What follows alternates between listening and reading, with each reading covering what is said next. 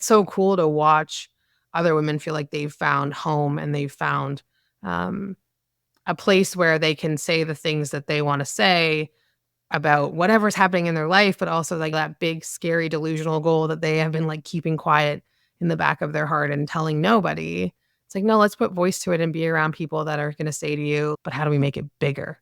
Welcome to this week's episode of the Online Creator Podcast. My name is Kim, your podcast host, business mentor, and audio storyteller. This show is a space to inspire through conversations and community to help us keep connected, keep inspired, and keep moving towards our goals. Expect to hear honest conversations and real-life experiences from entrepreneurs at every stage of business and from a wide range of industries. Find your confidence, see what is possible, and build the legacy that you have dreamed of. Let's get started. Good morning, Laura. Thank you so much for joining me on the podcast today. Thanks so much for having me. Yeah, it's been a minute since we chatted last, a little bit of hit and miss. We said we're both in a very busy season, and I'm so happy that you're here and we can start digging into this conversation today. I am always up for a chat. So even if we have to jump through a whole lot of hoops to make it happen, we're here and I cannot wait to get into the good stuff. Perfect. Okay, so before we begin, please introduce yourself, who you are, what you do, and who you serve. Yeah. So my name is Laura Sinclair. I mentor early stage female entrepreneurs, and that looks like a lot of different things. But my core belief is that you and your business deserve to be seen. And I do that through my mentorship, through my social media marketing agency, and my podcast, This Mother Means Business, which also has a community. So a lot of the work that I do is really around lifting up female entrepreneurs so that they can get their businesses in front of more audiences so that they can make the impact that they desire in the world. I am based out of Toronto, Canada. I have two small children, 7 and 3. And I think that's part of why life has been so chaotic and trying to get this booked is it's like there's just one thing after another. I got a sick kid home today. I got a sick kid home last week. And part of the reason that I do so much and have so much conversation around motherhood and entrepreneurship is it's just, they are two different things. It is very different building a business without kids as it is when you have them, certainly in a stage where they need me as much as they do. Yeah, and if motherhood's taught me anything, it's that it's very unpredictable and we never know day to day what's going to happen, kind of like business. It ebbs and flows with their needs and with your needs and all that good stuff. So yes, let's dig into pivoting because I know recently, we are constantly pivoting in our businesses. It's just how we evolve. It's how we grow. It's how we learn. But you had recently posted 3 significant pivots in your business and throughout your career, basically. Yeah. And can you lean into that conversation a little bit and how you tackled those pivots as they kind of approach? Like, first of all, I guess, how did you even recognize that you were going through those changes? Yeah. So I always love talking about this because when somebody asks me, like, tell me about yourself, tell me about your career and your business and the things that you do, I'm always like, do you have a seatbelt and can you buckle in? Because it does feel like this really kind of jarring twist. And I'll take you through it. I think, before we dive into some of the specifics, the pivots that I've had in my life, some of them were forced upon me and others were by choice. And I think I actually have come to the belief, though, that if you don't make the pivot by choice, it's going to be forced upon you. So it's going to happen it's going to happen either way. It's just you can do it the easy way or the hard way. And I've had it happen both ways. But for me, there's been, a few really big pivots in my life, in my career. And certainly, I have a corporate marketing background, started my career at PR, working in digital marketing. And so pivot one for me was really actually leaving corporate. It was making the decision to take the golden handcuffs off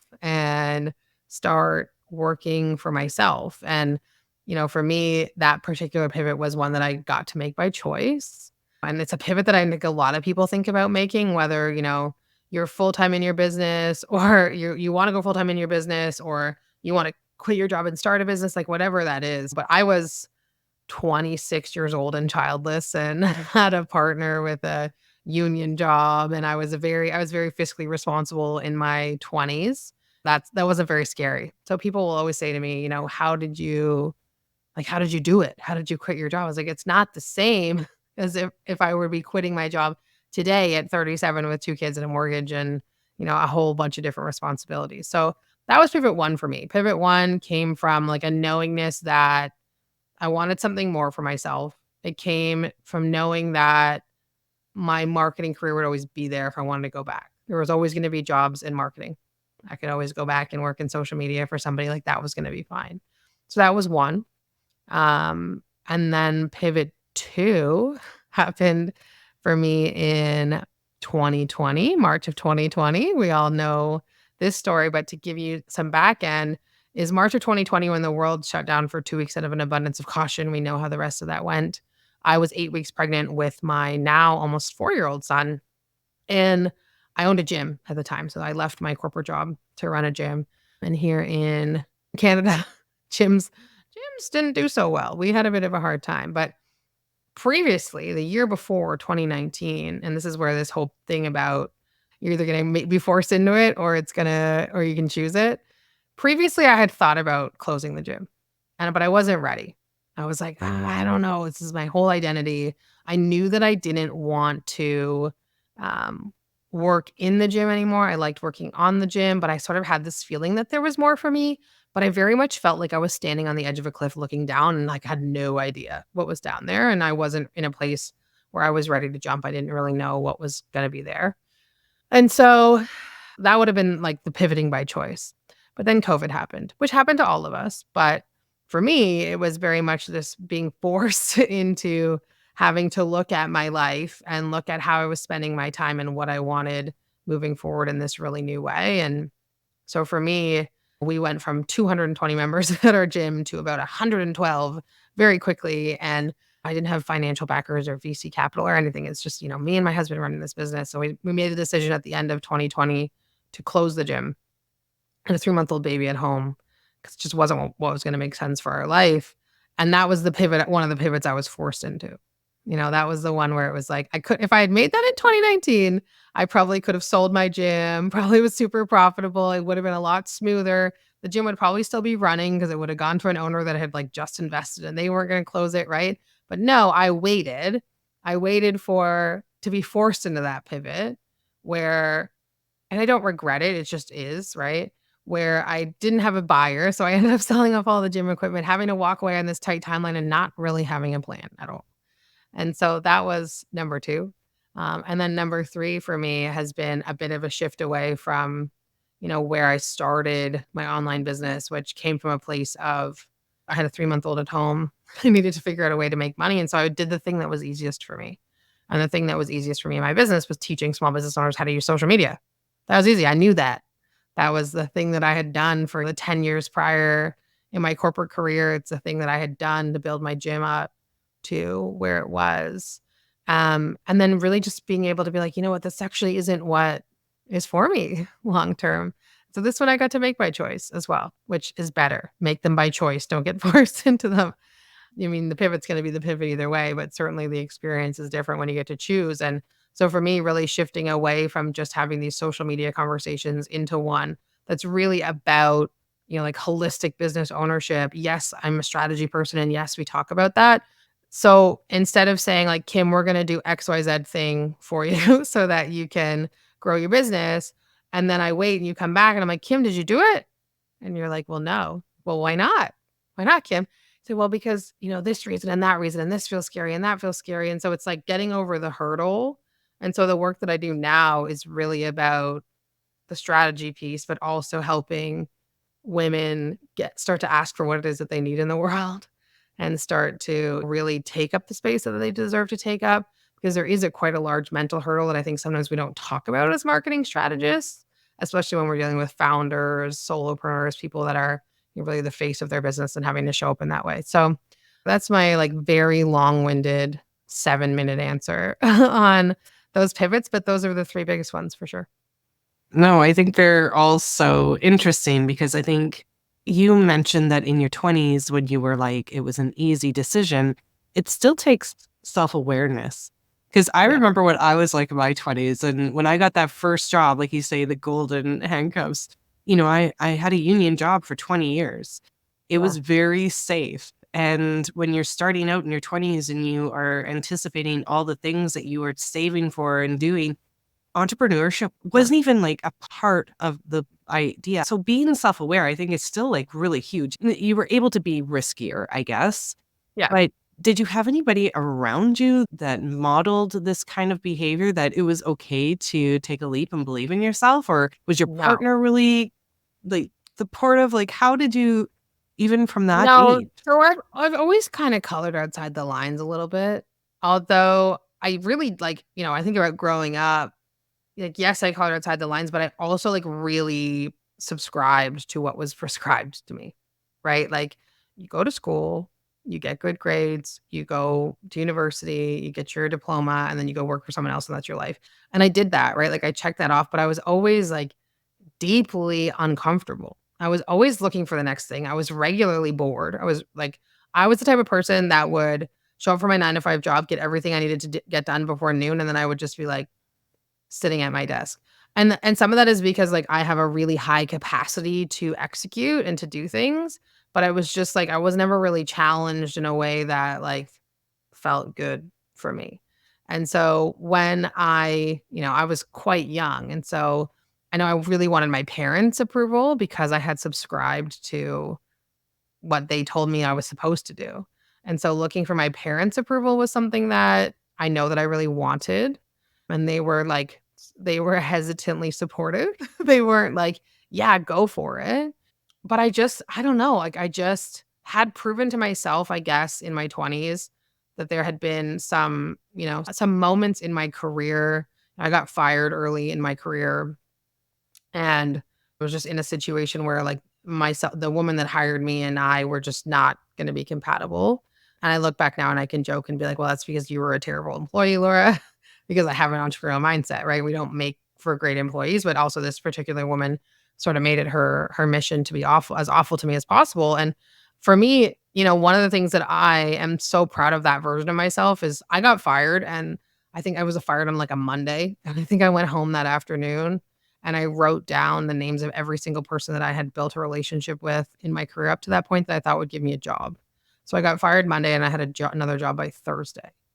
And just by reaching out to my network of, like, who do I think would hire me, and just, like, reaching out to everyone, being like, "Hey, so here's what happened. Like, full disclosure, this is what just happened to me. Do you know of or are anyone or are you hiring?" So I had the skill to be really scrappy. I've always been scrappy. And so I think, if I can go back to that version of myself in that moment, I knew, because I had already been through that. I lost my job and then found a job so quickly because I'm good at the work that I do. I mean, you can tell the woman that fired me that, but all the other people that I reached out to that made it possible for me to, land back on my feet. I did know that I had the ability to land back on my feet no matter what. I think mentally gave myself a year. I was like, I'm going to give myself a year here. And if at the end of this year, I need to once again write the list of everybody that I know that I think would give me a job, that's what I'll do, and I'll land on my feet. And so I think one of the skills that I've had, I think some of it's probably just not inherently who I am, is just being really scrappy and, like, knowing deep down I'm gonna figure it out. Yeah, I can relate to that so much because I think we do come from a generation of parents that, told us and like you said, prescribed. I love how you say that because it's so true. You go to school, you get that degree or diploma, and then you get that job and you stay in that job until you pull out your max pension, and then you get that mortgage, and you work hard until you pay off that mortgage. But I don't really know if that is the way that life has to be. And I think, having kids at different stages in our lives, like right now, I have two older children that are just kind of entering this next stage of what is possible. Right. And I'm trying to do everything in my power to show them what is possible outside of the lines. Because as Yeah. much as post-secondary school is so beneficial, and I will never not recommend that, I just think there's so many other opportunities and ways to be able to live our lives. Especially now. Like, Yeah. I think about being in like, having my first BlackBerry, right? Like, we didn't have social media. I remember being in PR school and thinking I was the coolest because I had a BlackBerry that, like, if you're listening to this and you had a BlackBerry, you know what I'm talking about. If you haven't, you're too young for a BlackBerry, like, it's fine. But like we didn't have the access. I'm 37 years old and I think about, no, that was never presented to me as an option when I was coming out of school, whether that was pre-university, post-university, because it wasn't an option, right? Like when we think about how small the world's become, how much opportunity there is for building business, whether it's, I'm talking online business, whether it's service business or an agency or done for you or wellness business or product based business, like there's digital courses, like none of that was a thing when I was in that position to say, like, hey, you know what, maybe I want something different. Entrepreneurship, I thought coming out of university meant like I needed venture capital. I needed to be Sarah Blakely. Like I needed to invent Spanx. Like I couldn't, that's what I thought that it was to be an entrepreneur. And this whole digital sphere, like the fact that you and I are even connecting today wouldn't have really been possible back then. And so I totally echo that with me. My kids are very young, but I want them to know that if you want to go to university, great, do it. But there's also this whole other world of places where you can go get skills and build something completely different and learn on the job and create a business, create a job for yourself if that's what you want to do. And yeah, it's just such a different landscape as far as what's available then and now. And I say that as if it's like we're talking like 50 years ago. Like we're not. We're talking about, if I were born 10 years later, I don't know, maybe I would have made different decisions. Yeah, absolutely. When it comes to what is available, things have rapidly changed in the last few years, like insanely. But even thinking with the clients that you work with now and how I approached my degree, like I had a general kines degree. So when I graduated, I was like, I had these ideas, but I also had to be really creative with what opportunities were out there for me within the community that I chose to live in, because that Yeah. also, you know, set parameters and limitations. But I was thinking outside of the box, but I wasn't really thinking that I was an entrepreneur or could possibly be, not just because of the time, but because I don't know, there was just so many things because I didn't have people surrounded in my vortex that were entrepreneurs and were thinking that way. Even though I was slightly going, what else is possible? What can I Yeah. do? Because I think we all have that itch and we all are like generating constant ideas. And I think it's funny how I never thought that was maybe a bit of a sign that I could try and things could be possible.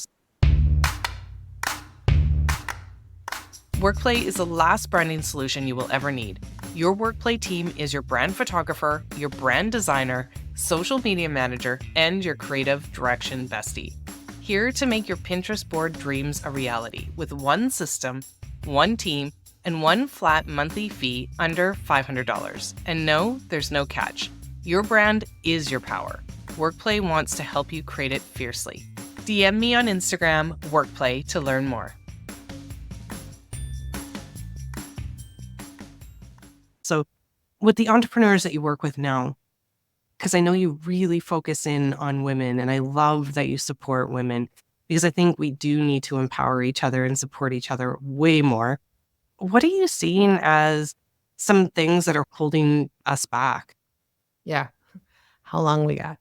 No. Yeah. But you know what? A lot of it is these external stories, right? It's that stuff. It's like the BS that we've filled our own heads with, or other people's heads. Other people have told us that lives in our heads. Like sometimes when a client will say something to me, I can't do this because X, Y, Z. What I'll say to them is like, whose voice is that? Like whose story is that? Who? And sometimes it's mom, sometimes it's dad, sometimes it's husband, boyfriend, or this friend, or the teacher, or this boss that made me feel like I couldn't do that. But a lot of it is this like external um worthiness piece that comes into play, right? Like let's be honest, the sort of steps to building a business are not complicated, right? And like you might be anyone's listening to me like, what are you talking about? But like the steps are the steps. It's like idea to offer. Now you have to build brand, do marketing, figure out sales. Like I realize we're talking in broad strokes, but it's our brains that really start to make this complicated, right? So we start to layer in these emotions and this fear shows up and imposter syndrome and not wanting to take up space and like, what if it's too much? What if somebody has, thinks poorly of me or what they make fun of me, right? Like it's all of these external pieces that I see with women so much more than my male clients. And I do have some male clients. They like to every now and then I get a, "Hey, do you work with men?" sort of note. And the answer is yes, but I don't see that with them as much, right? Some of the men that I work with have had trouble with, the idea of like reaching out to somebody and being like, "Hey, Kim, could I come on your podcast?" Right? Like there's fear there. But I think so much of it is really this like external fear of being too much or not enough even, right? Like if more women would just like live in their power, would just do the thing without fear of judgment, would ask for what it is that they actually want and need in this world, it would be wild what would happen as far as our ability to like produce income and like kind of take over the world, if I'm honest. Absolutely. What does community mean to you, and how do you build that in with the clients that you work with and the value of it? Yeah, community is everything. I used to say entrepreneurship is lonely. And then someone challenged me and was like, no, entrepreneurship is only as lonely as you make it. And I've held on to that because it is really true. When you choose entrepreneurship, you are, and I've had people on my podcast that are psychologists that have confirmed this. So I'm not just making this up, but you are predisposing yourself to mental health related struggles, stress, all those things I just talked about. Right. And so that can feel really hard when you're alone, if you feel like you're alone. And so community for me has been something that kind of happened by accident. I'll be honest. I didn't start my business being like, I'm going to build a community. For me, it just sort of happened organically where these women were coming into my world, or they were hiring me for coaching or coming into one of my programs. And then I was like, man, this person should really be friends. Like they would love each other. I'm getting to talk to them one on one. So then I'm connecting them. And then they're connecting to other people, and some of them are becoming like best friends in real life. And then there are these referral partnerships, and you just start to see how this like just starts to feel like this warm, fuzzy little like orb surrounding like these women who are building themselves up and building each other up. And so for me, like when I think about my why in my business and my individual why sure is like freedom and giving my kids the lifestyle they deserve and but, like, my true like, the impact that I wanna create in this world is really about creating spaces where women can hold each other up and feel safe together in community and see how much strength that there is in community, and that's something that I lacked for a lot of my life, and being able to do that now in my business is the best, most healing thing for me selfishly ever, but it's so cool to watch other women feel like they've found home and they've found, um, a place where they can say the things that they wanna say about whatever's happening in their life, but also, like, that big, scary, delusional goal that they have been, like, keeping quiet in the back of their heart and telling nobody. It's like, no, let's put voice to it and be around people that are gonna say to you, like, "But how do we make it bigger?" Not, "Well, that's not possible."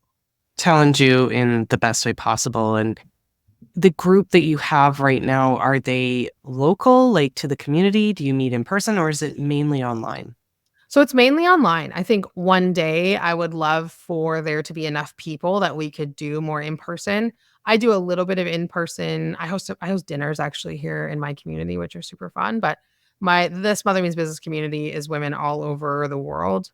And one day my goal, and we're talking about big hairy Delulu goals, is to have meetups around the world for women that are part of the community and wanna come together and be in a space that's safe. So that's a long-term goal, and I also run a mastermind, it's an intimate mastermind and women around the world for that. So there are a lot of local women to me, so I've gotten lucky that way, but I do have women all over the place. Well, I think it's important for all of us to find space because not all of us live in bigger centers, right? Yeah, And the people, the gems that I have met in some of these groups are like exactly what you described. They're yeah. amazing. They're inspiring, they motivate, they challenge. And I think that in order for us to grow, we need to see what's possible within others as well. And I think that's really an important piece to this because you're right. I think I love that quote that you said that it's only as lonely as you make it to be. So we all have the possibilities within ourselves to find, if we don't have our own group, to be able to find something out there. Yeah, I mean, just this morning, so I have the community that I've created that I sort of host and lead. But I also have my own community that I've intentionally built of my own peers. And so just yesterday, I reached out to a peer and I said, "Hey, I'm having a bit of like a sticky day. I'm like stuck in something. Do you have any chance you have half an hour tomorrow?" Her response was, "Yeah." So this morning, I got on a call with a friend, a peer, and just was like, "Hey, here's the thing that I'm stuck with. Can you help me jam out on this?" So it's like as much about creating community for me as it is like being within the community. And so I don't have to sit by myself and cry, which I do. Let's just be clear about that. There are still days where I'm gonna sit by myself and cry and I'm gonna phone a friend. Right. And these are like friends that I've met on the internet. This is not like the woman that lives next door. This is a person, these are people that I've paid the money to join masterminds and met in masterminds or have found on the internet through communities that I've joined, or even sometimes it's people that I've found on social media that I'm like, "Wow, you're really cool. Can we please be friends?" Yeah, absolutely. And I was actually trying to reverse engineer how we met. And I thought it was from Threads, but it isn't. It's from somebody else that actually Was lives it? in, I'm pretty sure well, actually, I don't know where she lives. I think she might live in the state, but she referred us together. She connected us. And I was like, oh Okay. my God, that's so cool. Right. And I met Yeah. her on a coffee chat Yeah. with a I bunch mean, of I make people. a lot of friends on Threads. I love Threads. It's my Yeah, favorite place Threads on is the so internet, cool. actually. It is. It's It's so cool. kind of a different beast. Like it's totally It's a different whole than other thing. traditional. But yeah, it's so Yeah, cool. It's so cool. I've met some amazing people on there. me Let's too. lean into before so we're this time and it's going way too Yeah. fast with you here, but there's so much crap online that we see. Yeah. Mm. How do you move past that? What are some strategies or things that you work on with your clients to help move past all of that BS Yeah. and to actually create businesses that really reflect who we are and the lifestyles that we want to live?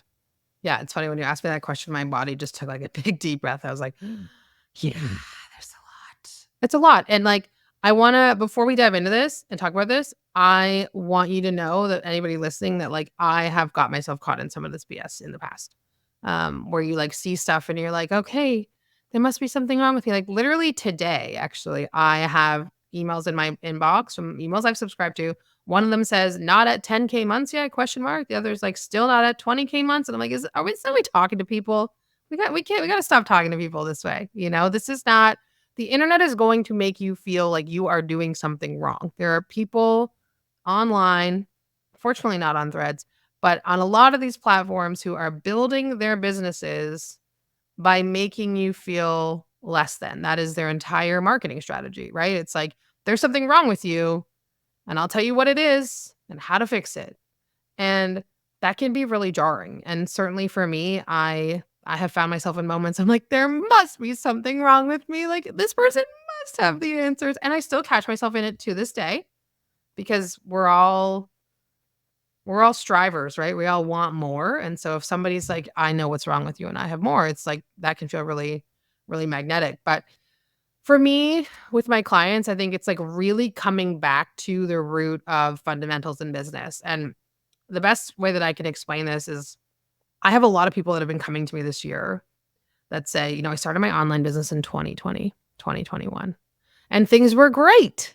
I was posting online and people would just message me on Instagram and they would buy from me or they click the link. Like I was just crushing it. And this year, 2023 was like a little quiet and 2024 has been really hard. And I'll say, okay, like, do you have it? Like, what are you doing to create lead nurture? And they'll say, well, what's that?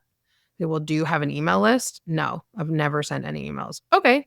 Uh, do you have any way to nurture any of your leads? So it's like, well, no. Okay. Well, how are you trying to get in front of new audiences? Well, I just post on Instagram. Like, okay. So that worked in 2020, 2021 because everybody was at home and looking for, feeling spendy and a little bit bored as it turned out. But now we're kind of level setting, returning back to like more normal business, right? Like pre-COVID, like people, the buyer cycle for a lot of things is not as short as people wouldn't want it to be. In product, it is because product tends to be a little bit more impulsive, right? Whereas like you're not, if you're a service provider, you're at an agency, one's gonna just like watch a reel and be like, I'm hiring that girl today. Like that's not how it works, right? So for me, one of the things I've been really doing with my clients is educating them on what I call the boring stuff or the foundations, right? The foundational marketing work that businesses actually need to have. And a lot of people just don't want to do because it's not sexy. It's not the use this one viral hook and your use this hook and go viral and your business will take off. It's like, no, I get that's what we want because it feels easier. But actually, what we need to do is to figure out, where are the channels? What is our top of the funnel activity that we're doing, right? Whether that's social media, are we getting on more podcasts? Are we doing some PR, right? And then how do we start to capture something from them, whether it's email or text or whatever, right? And then how are we going to keep building that relationship with them over time? And then when are we going to sell to them and how? And what are the inflection points, right? Like this is the stuff that every business needs, right?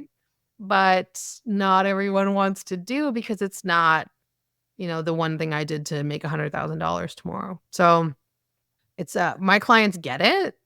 They're hiring me because they get it.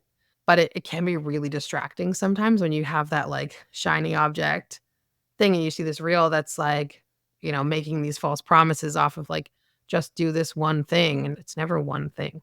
Yeah, and it's also, I don't like saying balancing, but it kind of is when you're talking about that lead gen and being on social media so that you can generate those relationships versus like time off to be able to just work in your business because it can be Yeah. so jarring. Like you said, there's so much noise.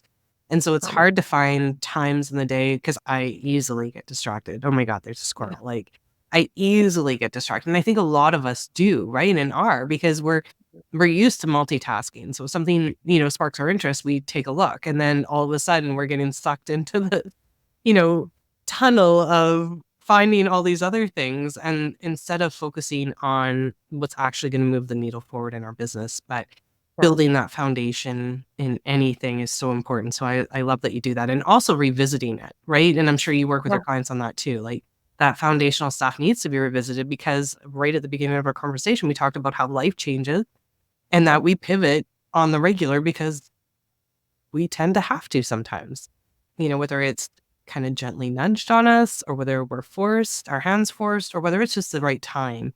But in order to make really good at what we're doing and to market ourselves, we have to look at our foundational stuff. I love that you use, and you mentioned it already, but that you use podcasting audio in your business. Why audio and what do you like about it? Oh, I mean, I just love long form content in Yeah. general because I can talk forever.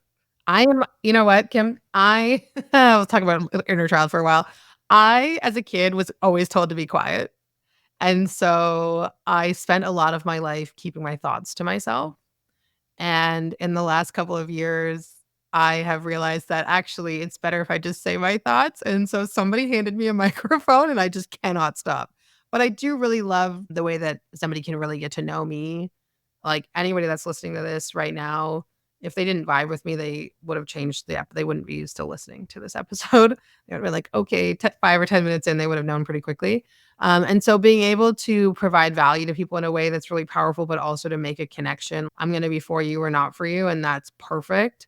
I really love that. And I love podcasting for that. I love, in my own business, building community through my own podcast, but I also really love being a guest on other people's podcasts so that I can give value to their communities. And also, if they vibe with what it is that I do and want to come hang out a little bit in mine too, then that's totally a win. Yeah, you could totally tell. It's interesting the conversations that I have with guests that have podcasts and that don't. There's just Yeah. a real natural flow to the conversation when someone's had some experience talking through this audio platform. But I love that you found that, and I love that you shared that story because that is why I started doing what I am doing. I want to amplify more voices because I feel Yeah. too many of us have been shushed throughout our lives, told to be Yeah. quiet, and that's not okay with me. I think we need to hear more of our stories. We need to talk louder. all Thank those you. good things because, yeah, it's amazing what can happen when you start using your voice. So if people want to find you, to be able to work with you in some capacity, what's the best way to find you? So the best way to find me is on Threads or on Instagram at it's Laura Sinclair. I think I'm on Threads more than I'm on Instagram now, but send me a DM, say hi, shoot me a thread. Can you say that? Is that how you say it? Shoot me a thread? I don't know. Thread me a thread, sew me a thread. But at it's Laura Sinclair, my website is www.laura-sinclair.com. If you want to learn more about my podcast and my community, you can also check out thismothermeansbusiness.com or on Instagram at thismothermeansbusiness. I'll have all those good links in the show notes.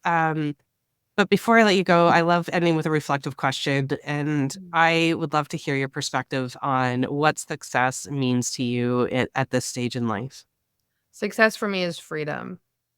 And so for me, it's not just freedom financially, or freedom of time, it's freedom of my mind, freedom to create what I want to create in the world when I want to create it. And that's for me is always what I have been after and will continue to be after. I have a feeling this won't be the last time or the last business idea that you create. I can just see it in your eyes that you have so much more yet. And I'm so excited that our paths crossed and that I get to kind of walk alongside you in this journey because, you are the people in my world, in my life that inspire. And I know you will inspire others as well. Thank you. I received that. Thanks again for tuning into this week's episode of the Online Creator Podcast. If you haven't subscribed to the show yet, please do so on your favorite media player. And come check us out over on YouTube, where you have full access to our episodes on video there. You can check out the important links mentioned in today's episode in the show notes, and please join the conversation over on Instagram at May and James Co. I'll see you next week.